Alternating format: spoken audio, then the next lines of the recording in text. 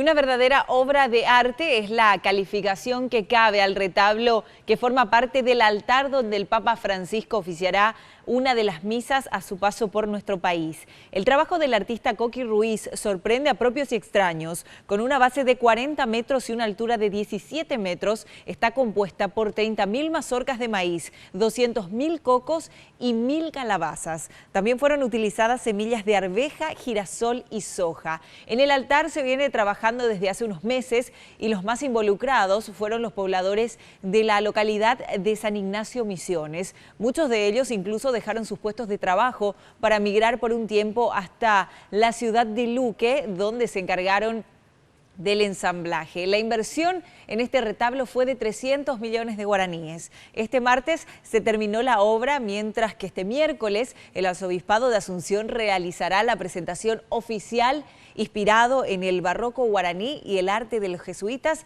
Este altar tiene un significado muy especial, así lo confirmó el artista Coqui Ruiz.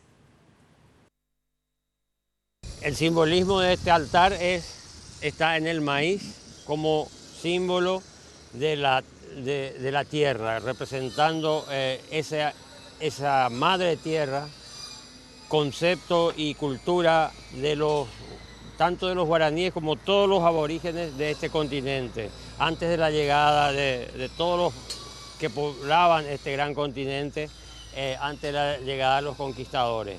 La tierra es la madre tierra y alimenta a todos los hijos por igual.